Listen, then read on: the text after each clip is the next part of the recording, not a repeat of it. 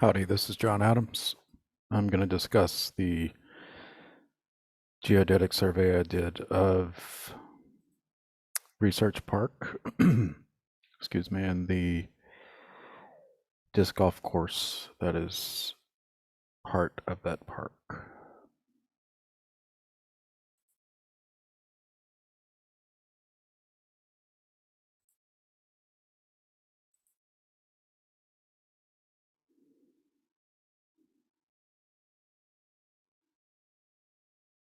Abstract's pretty straightforward. It's autonomous GNSS tech, smartphone with the Esri collector app installed, and just use this to survey the area, take points, and this information is needed to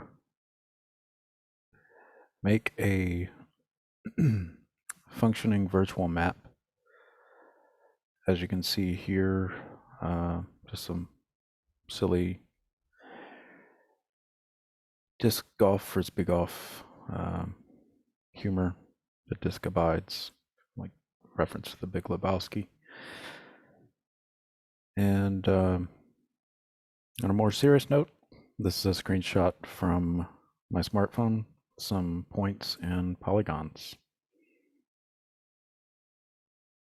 So the problem is no known disc golf course map exists for this research park. As you can see here, this is just a clean slate, pretty much. Confusion about the layout among new players and even the veteran patrons who play this park, this course. And this uncertainty creates dangerous conditions for park visitors and the disc golfers. Excuse me. There are numerous unmarked buckets, goals, also known as baskets, and tee boxes. This only adds to the confusion. And unmanned aerials, so drones, they're not really an option for gathering information in this area due to the proximity to the airport. I don't think the FAA would be too keen on flying a drone across the street from Easterwood Field, and I'll just leave it at that. So the methods, just create feature layers and a map of the park on ArcGIS Online before heading out to the park to collect your apps. I thought it was important to make contact with some disc golfers for brief interviews. And I cannot stress the importance of double checking your data points before leaving the area to make sure you have all of your points and didn't skip anything. Process points in ArcGIS Online, change symbology and edit features so you look good and convey your message at the same time. And create and publish a web app of the finished product via ArcGIS. Results: it was difficult to determine the intended layout of the course. There was no on-site map available anywhere. The disc golfers I spoke to, not aware of anything. 54 points, 1 polygon, 18 polygons collected in all. It was a lot of walking. It was good exercise. The facilities were poorly maintained. Only 12 out of 18 buckets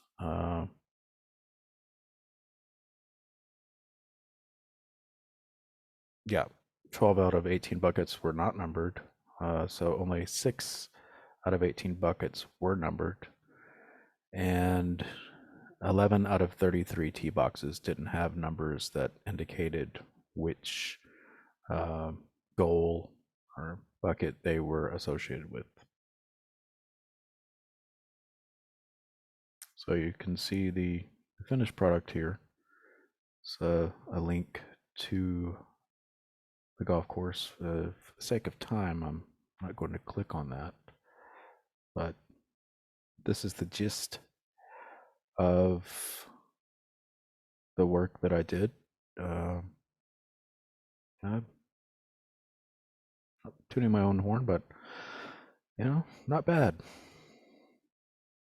The conclusions I came up with uh, after this experience were, autonomous GPS.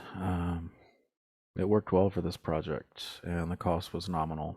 Just, you know, everyone has a cell phone, smartphone, uh, so just the cost of the bill, and the app's free, so really cheap.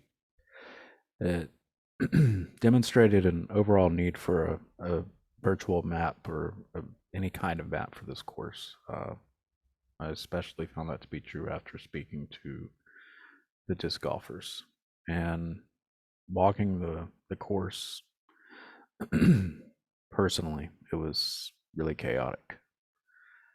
Uh,